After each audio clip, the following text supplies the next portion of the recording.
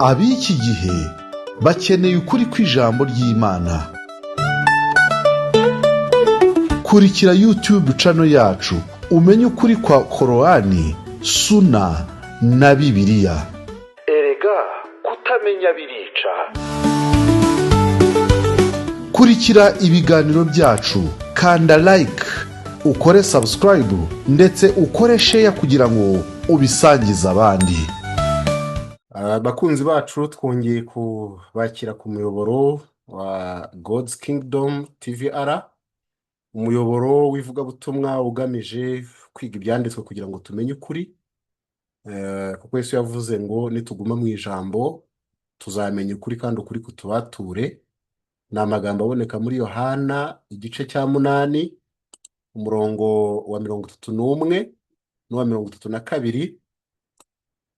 Ndakoresha Bibiliya ntagatifu. Nuko Yesu abwira Abayahudi bari baramwemeye ati nimukomera ku ijambo ryanjye muzaba mubaye abigishwa banjye by'ukuri kandi muzamenya ukuri maze ukuri kubahe kwigenga. Tumaze iminsi dukora ibiganiro bitandukanye ku kiganiro cyakozwe na Haji Sege, aho yari afite umutwe w'ikiganiro ubaza ngo waruzi aho Bibiliya yavuye, Kurani se yo inkomoko yayo urayizi? Muri iki kiganiro ubushize twaganiriye ku ngingo zitandukanye, ariko by'umwihariko dusoza turebyeho gatoya ku cyo yaramajije kuvuga cy'uko ubutumwa bwiza bwanditswe Isilamu yemera ari ubwanditswe na Barnabasi. Tuza kurebaho gatoya ubwo butumwa icyo buvuga, ariko ndagira ngo uyu munsi twongere turebemo ibindi birimo, turebe niba koko Isilamu yemera ko ibirimo ari ukuri, ese birubahirizwa. Kimwe mu byo twabonyemo ubushize ni uko ubwo butumwa buvuga neza yuko Mariya muri chapitre ya mbere cyangwa se igice cyayo cya mbere bivuga yuko Mariya nyina wa Yesu akomoka kwa Dawidi, Dawidi wo mu muryango wa Yuda. Ariko tugiye muri Bibiliya tuza gusanga tugiye muri Korani tuza gusanga Korani ivuga neza yuko Mariya nyina wa Yesu akomoka kwa Imurane. Ni nayo mpamvu ubundi avugwa muri sura ya Imurane. Ndumva ku babizi sura ya Imurane niho Mariya avugwa cyane, kwanditse muri Korani gutya. Ntacyo ndabona hano batubwiye Mariya Mary. Okay, turebye hano muri sura ya 3 aya ya 36 turabona neza yuko hano bavuga ko ngwamaje kubyara umukobwa, umwana Mariyamu cyangwa se Mary. Murabona ibingibi nibyo yavuze, ni nyina wa Mariya. Aha murabona ko aya ya 37 ikomeza ibivugaho. Impamvu nuko Mariya hano akomoka mu muryango wande wa Korani ivuga neza yuko Mariya nyina wa Yesu akomoka mu muryango wa Imurani. Imurani umuryango we ntaho uhuriye n'uwa Yuda, kubera neza yuko mu bana Yakobo yabyaye abana 12, barimo Rubeni ariwe wari mukuru, bakabamo witwa Simeyoni, bakabamo witwa Yuda, bakabamo witwa Gadi n'abandi batandukanye. So undi wabagamo yari Lewi. Umuryango wa Lewi ariwo waje guhabwa umurimo w'ubutambyi, priesthood, hanyuma ukaza no kuvamo n'abantu bakoraga imirimo mu rusengero. Cyane ndumva kubasomye Bibiliya n'umutwe witwa Zafu, ngira ngo niho ukomoka, kuko imirimo yose yarebaga urusengero cyangwa ihema ry'ibonaniro yakorwaga n'abakomoka mu muryango wa Lewi. Niwo murage Imana yabahaye, inababwira ko bemerewe gutura aho ariho hose muri Isirayeli kuko nta gihugu cyihariye bahawe. Ibyo umuntu agiye gusoma muri Bibiliya arabibona. Rero iyo urebye korowani, muri korowani usanga ko Allah na Muhamadi bitiranije Mariya nyina wa Yesu, bamwitiranya na Miriyamu mushiki wa Mose. Twabibonye hano muri Bibiliya mu gitabo cyo kuva, kigize ibitabo bitanu bya Tora yahawe Mose. Isilamu yemera ko Tora yahawe Mose. Hano bavuga yuko Amuramu yarongoye Yokebedi nyirasenge, babyarana Aroni na Mose. Ari byo hano Korani ivuga neza yuko twabibonye muri aya ya sura ya 66, ngira ngo aya ya kangahe ya sura ya 66 aya ya 12. Murabona neza ko hano bavuga ko Mariya nyina wa Yesu ari nde ari mushiki wande wa Imurane, nako ari umukobwa wa Imurane nk'uko tubibonye hariya. Ndakora zoom mwihanganeho gatoya, hari ubwo sura itadukundira. Hano murabona ko Korani ivuga neza ko Mariya ari umukobwa wa Imurani. Murabona ko hano hari aho bagerageza kujisha bakavuga neza yuko Imurani uvugwa hano atari se wa Mose. Urumva hari aho twabibonye mu gice cya 19, muri sura ya 19 aya ngira ngo ya kangahe ya ngiyi hano ya 28. Murabona ko hano uyu Hilariyeni kandi yagerageje kuvuga yuko uyu Aroni atari brother wa Musa, ariko nk'uko twabonye mu gice cya 3 muri sura ya 3, Mariya ni Korani na igaragaza ko Muhammad na Allah bizeraga yuko, cyangwa se bumvaga ko Mariya nyina wa Yesu ari umukobwa wa Imurani.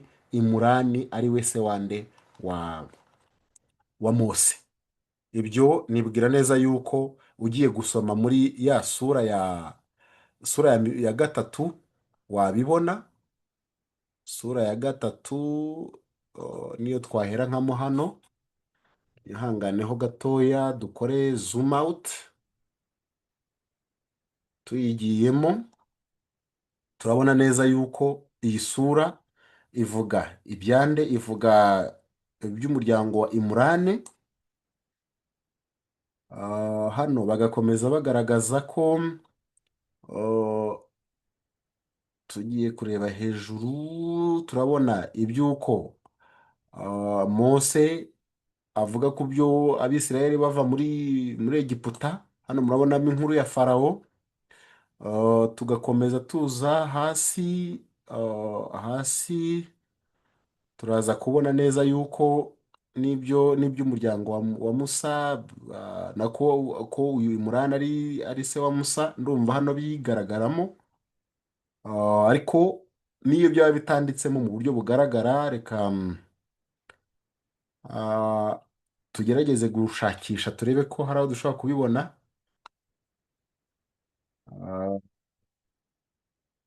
Mo hano ndabona batabivugamo, ariko ntacyo, reka nshakishe ubundi buryo dushobora kubibona turebe ko hano bashobora kuvugamo yenda Moses. Moses turebe ko hari aho avugwa muri iriya sura ya 3.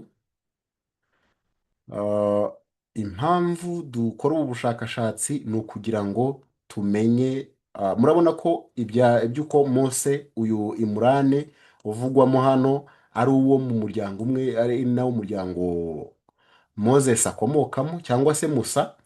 Ngibi hano dukore zoom. Ibi turabikorera kugira ngo tumenye icyo ibyanditswe bivuga, bitandukanye n'ibyo abigisha batubwira.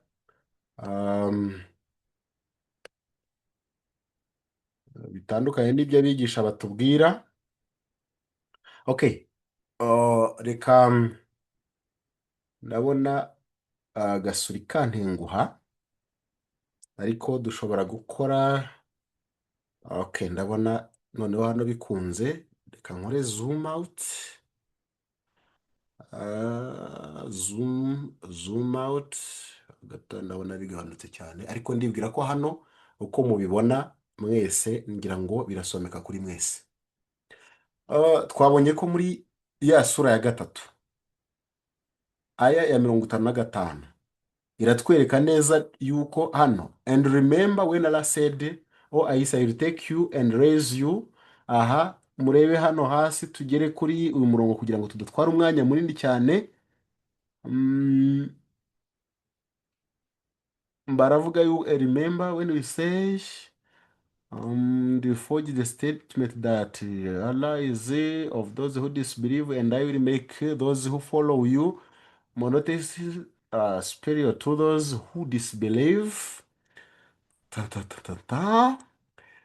Oneness of Allah or disbelieve in some of his messengers, iji Muhammad. Murabona ko ishu ni ukutagira gute, ni ukutemera Muhammad, Musa, Moses n'abandi, and in his holy books. Ahangaha nibutsa yuko kuri Sege abona ko kuba ibitabo byabaye byinshi ibyo bihita bituma bitaba ibitabo bya Allah. Murabona ko impamvu Mose agarukwamo hano nawe nuko ari uwo muri uyu muryango. Murabona ko hano baranabivuga neza, ndabona ibyo nashakaga mbibonye.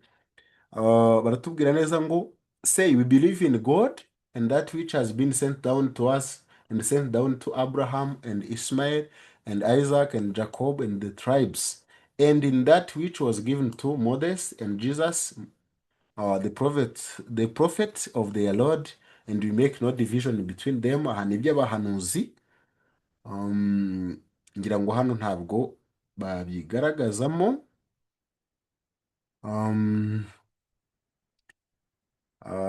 Ariko nitureba muri ya sura ya 19 aya ya 28 itwereka neza yuko Mary batekerezaga ko ari mushiki wa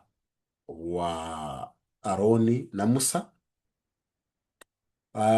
Ariko muri Bibiliya twabonye neza yuko itwereka ko Amuramu ari we se wa Mose, bitandukanye na Imurani. Bivuga ngo iri zina Korani yaryibeshyeho, kuko nta mpamvu n'imwe yuko abakristo baba barahinduwe n'amazina ya se wa Mose, inyungu ntiyumvikana.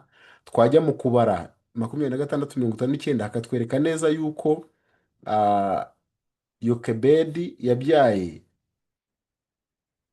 yabyaranye na Amuramu ari we se wa Mose, babyarana Aroni na Mose na Miriyamu mushiki wabo.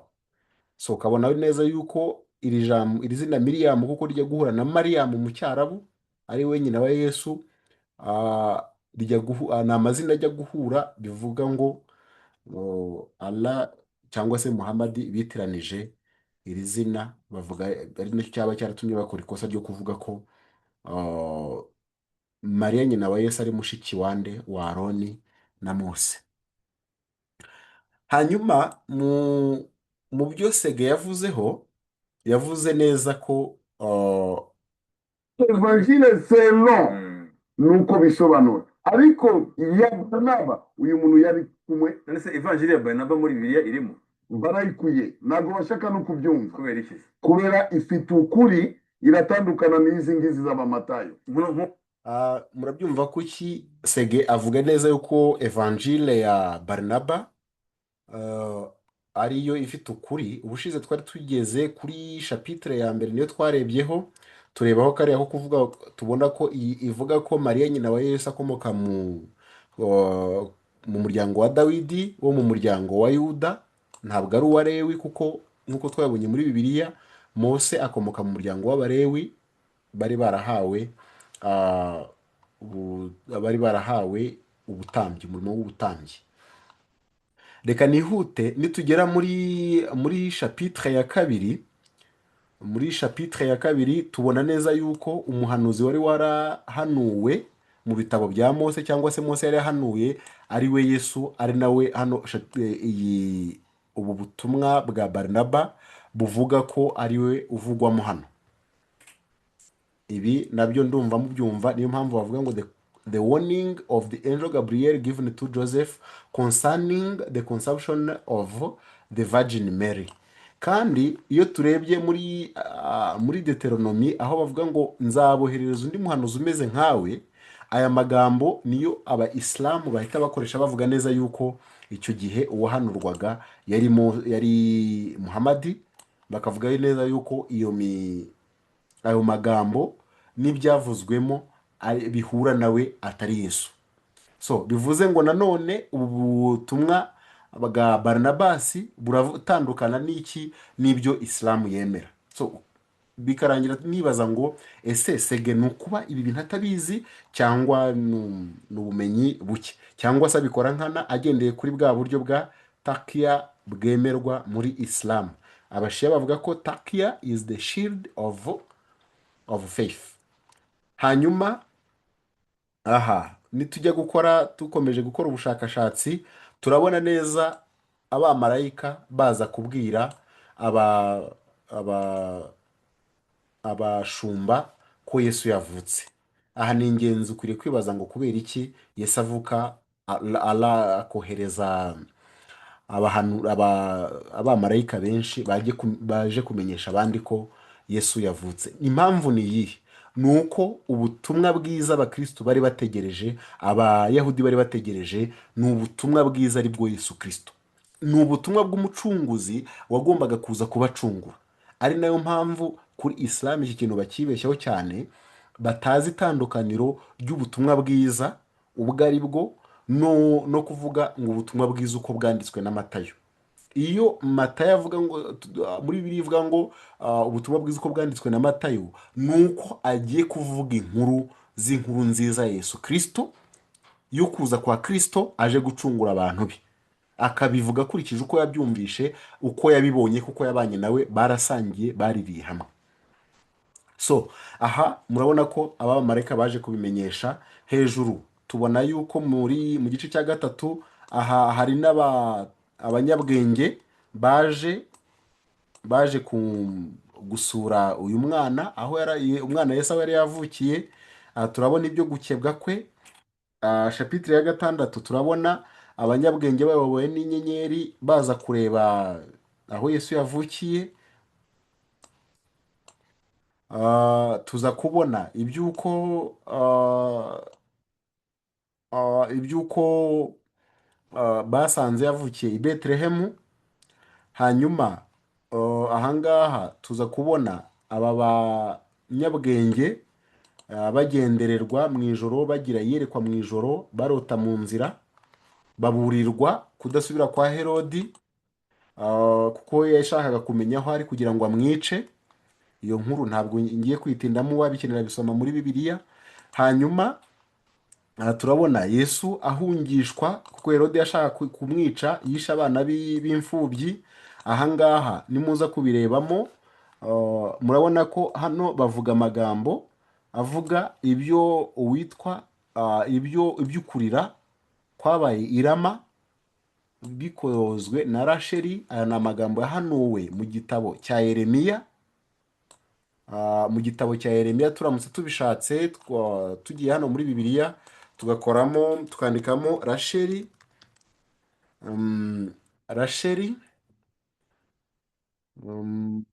Yanga guhozwa. Reka turebe hano ndabona babigarukaho.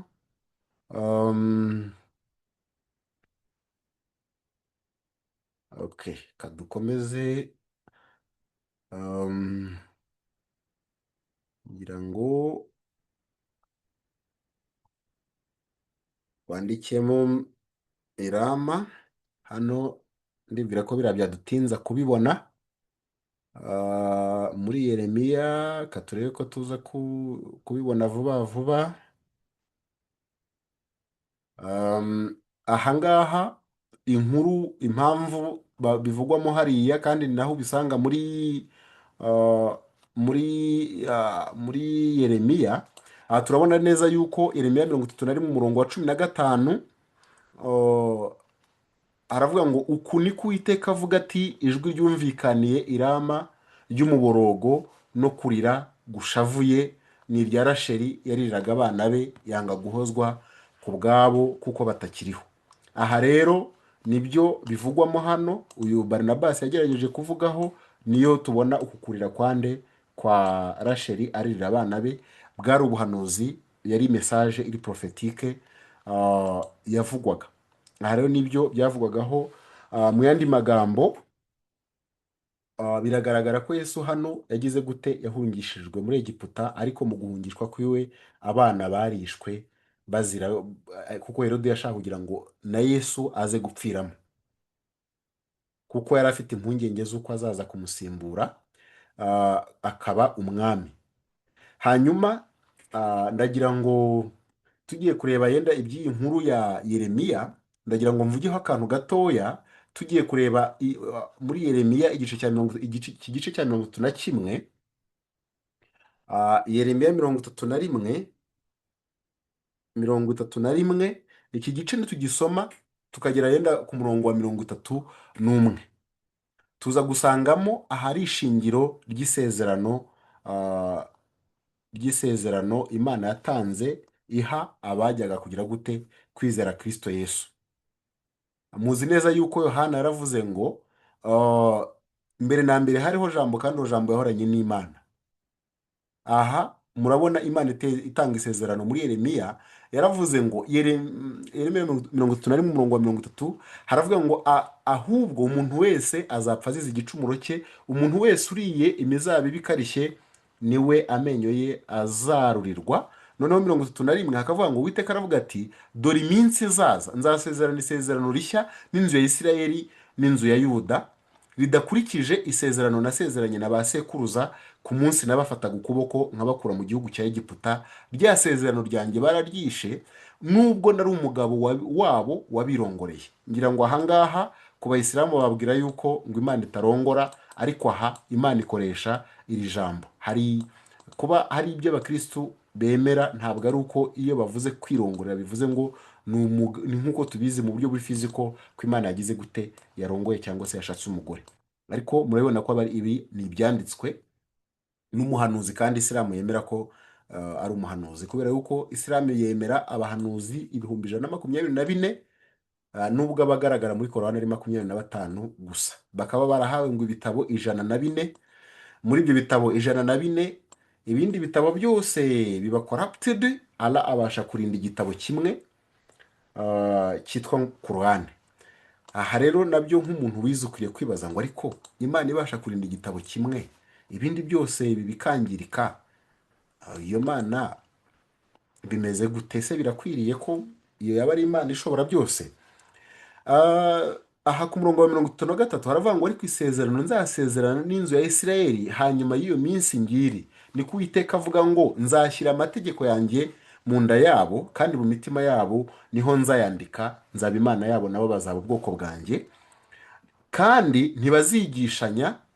Ku murongo wa 34 haravuga ngo kandi ntibazigishanya ngo umuntu wese yigishe mugenzi we n'umuntu wese uwo bava indimwe ati menya Uwiteka, kuko bose bazamenya uhereye ku woroheje hanyuma y'abandi ukageza kukomeye kurusha bose, ni ko Uwiteka avuga, kuko nzababarira gukiranirwa kwabo kandi icyaha cyabo sinzakibuka ukundi.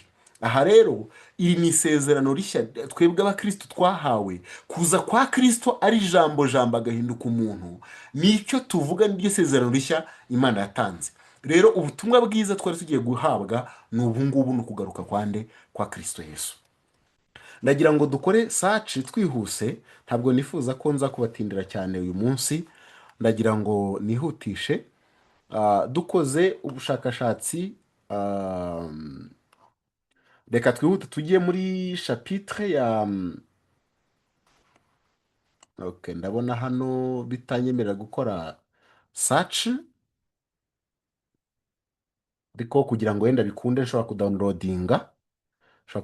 kudownloadinga noneho ngafungura iyi PDF ngakora search bisanzwe. Hano ndabona itabinkundira, dukoresha ubuhe buryo kugira ngo bidukundire? Reka ndore ko nshobora kubona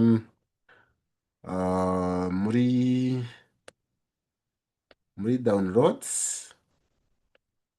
Okay, downloads, ndebe ko nshobora kubona file yenda ya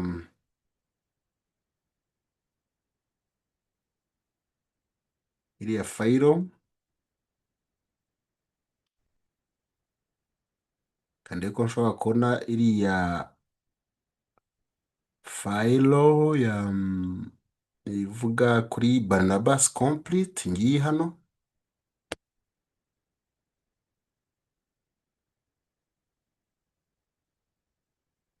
Okay, tugiye kuri page, tugiye gushaka ijambo rimwe ryitwa Mesaya. Burihangana gato ndaza kubibereka.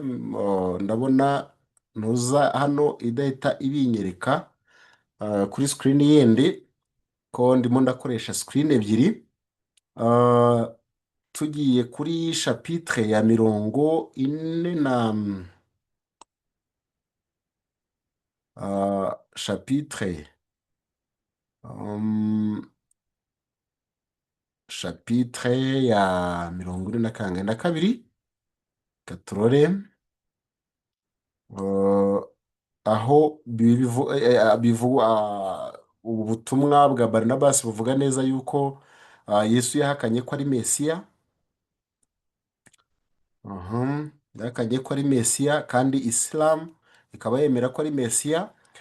Tugiye kureba ni chapitre ya 198, chapitre 198, 198.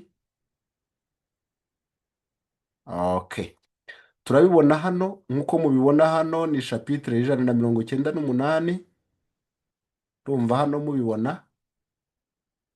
Tugiye kureba hano, murabona ko Barnabas uko avuga, aravuga yuko hano Yesu ubwo yavugaga yageze hano ahakana ko ari inde, avuga ko atari Mesiya. But God has so loved me by his mercy that every punishment is withdrawn from me, in so much that I shall only be confessed. I shall only be tormented in another person. Bivuze ngo aha nicyo Korani Abayisilamu bagenderaho bavuga ko Yesu atabambwe. For punishment was fitting for me. Bivuze ngo guhanwa yari abikwiriye. Yesu yari akwiriye guhanwa. Icyo hanirwa nicyo ntazi, kuko mu Bayisilamu mwemera neza yuko nta cyaha yigeze akora. But since I have confessed not only that I am not God, bivuze ngo aha ni Isilamu bashingira bavuga neza yuko Yesu atari Imana, as is the truth, kuko ari ukuri, but have confessed also that I am not the Messiah. Urabona ko Barnabas yavuze ko Yesu yavuze ko atari Mesiya. Therefore God has taken away the punishment from me. Bivuze ngo guhakana ko atari Imana, guhakana ko ari Imana, no guhakana ko ari Mesiya, nibyo byatumye aragira gute amukuraho iki gihano. So kuri Isilamu, Sege ubwo atanze reference, Isilamu ntago mwemera ko Yesu ari we Mesiya. Iki ni ikinyoma twabonye muri Korani, aya zibivuga ni nyinshi. Tugiye gukora search mo hano tubona neza yuko Jesus is the Messiah. Korani nibyo ivuga, ibi ngibi musanzwe mubizi. Sura ya 3 aya 45 nibyo itubwira. Ngira ngo naba nkozeho gatoya zoom kugira ngo mbigarure. Nyihanganira, hari ubwo ikoranabuhanga ridutenguha.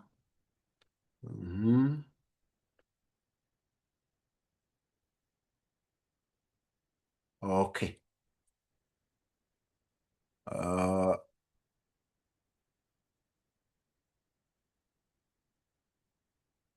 turabibona neza yuko hano Yesu avugwa ko ari inde, ko ari Mesiya.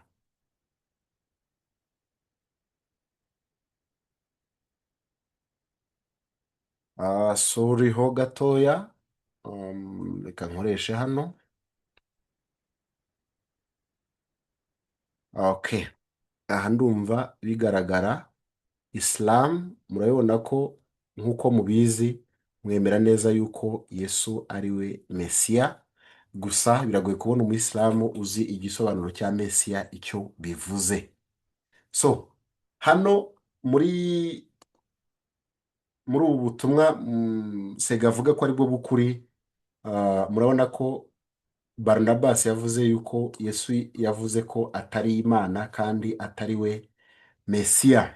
So ubwo bivuze ko niba ubutumwa ari ubw'ukuri, nanone Isilamu iranyuranya nabwo, bivuze ngo Isilamu yaba nanone irimo ibinyoma byinshi. Reka tujye kuri chapitre ngira ngo ibanziriza ya nyuma. Nabwo hari akantu ngira ngo mbereke, nsaba buri wese kugira gutekereza. Chapitre ibanziriza ya nyuma ndumva ari 220 na kangahera na gatatu na kabiri.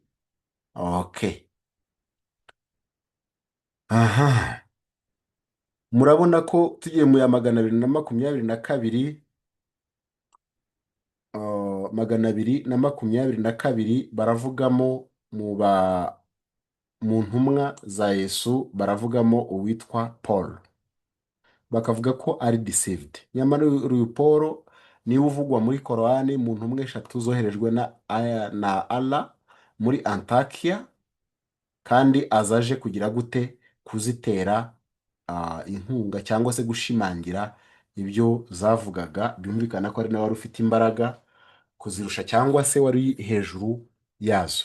Yabaye umunyabinyoma ryari, ariko nabwo still kubera ko ari intumwa ya Allah, bivuze ngo ni intumwa za Allah still ziragira zirabeshya. Aha murabona neza yuko Barnabas yavuze neza yuko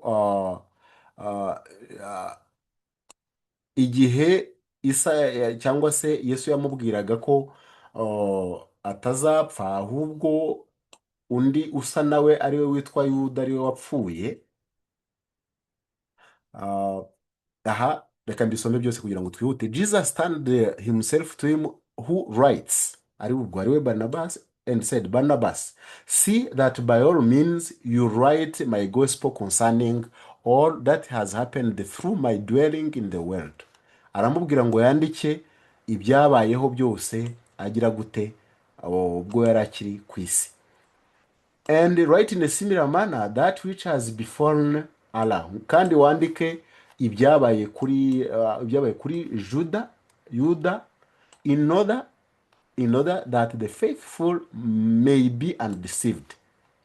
Aha murabona ko amubwira ngo ni ibyabaye kuki kuri Yuda.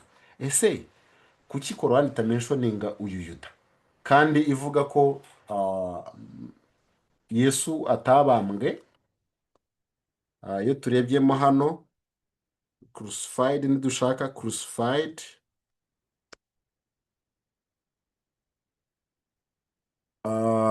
turabona aya y'157 sura ya 4.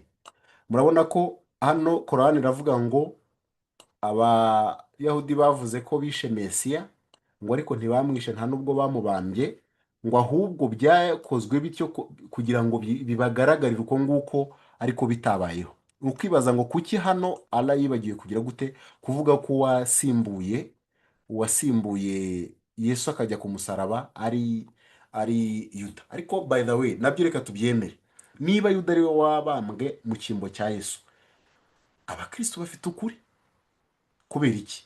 Babonye Yesu abambwa, kandi uwabambwe asa nawe, ndetse amaze kuzuka aranabiyereka. Bivuze ngo nibo bafite ukuri kuri authentique, kubera ko bahamya ibyo bagize babonye. Niba ari yarababeshye, ntabwo twabarenganya, kuko bo babonye Yesu abambwa, bamubona amaze kuzuka, kuko ibyanditswe bivuga neza yuko inyandiko zitandukanye zivuga yuko amaze kuzuka yiyeretse abantu barenga 500. Iyo urebye Confession of Pilate, ni ukuvuga ni ubuhamya bwatanzwe cyangwa se ukwicuza kwa Pilato kugaragaza ibyabaye mu gihe cy'urupfu rwa Yesu.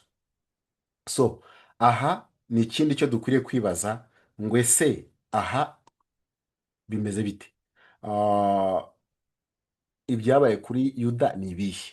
Hanyuma Yesu ngo aramubwiye ngo ibyabaye hano, murabona ko Barnabas yarababajije ngo ibyo bintu nzabikora, ariko nzamenya nk'ibyabaye kuri Yuda ko ntari impari, ko ntigeze mbibona. Ni ikibazo.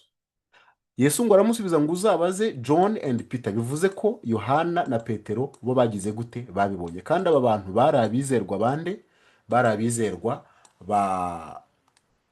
abizerwa ba Yesu. Ikindi ni uko aba bahanuzi John and Peter nibo babiri bavuga ko babanje koherezwa muri Antakiya. Aba scholars bamwe bavuga ko ari John and Peter, cyangwa se Yohana na Simon Pierre, ko ari babanje koherezwa muri Antakiya muri sura ya 36 aya ya 14. Nimusoma tafsiri muzabibona. Hanyuma baza kuboherereza na Paul. Uyu John na Peter banditse bavuga neza yuko Yesu ari Imana, bakavuga ko ari umwana w'Imana. Ibi byose biratandukana n'ibyo Barnabas yagize gute, yavuze hano.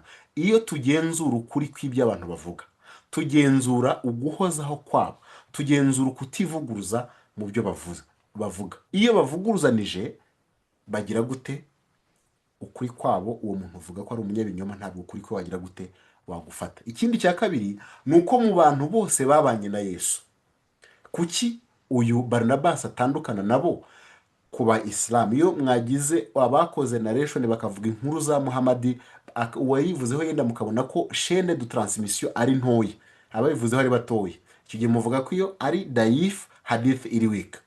Bivuze ko akenshi umuntu nahita muyihakana kwitari ukuri. None se ni gute muntu, reka tuvuge ko Barnabas ari intumwa, mu ntumwa 12 ariko twabonye ko atarimo, ariko nabwo reka tubyemere niba arimo, niba ari muri za zindi 72, izo zose zagiye zivuga ibya Yesu, zikabivuga kumwe, zikavuga ko ari umwana w'Imana, zikavuga ko ari we jambo, zikavuga ko ari Imana ubwayo. Uyu we aratandukana nabo. Bivuze ngo ese turaza kumufata ko ibyo avuga ari ukuri?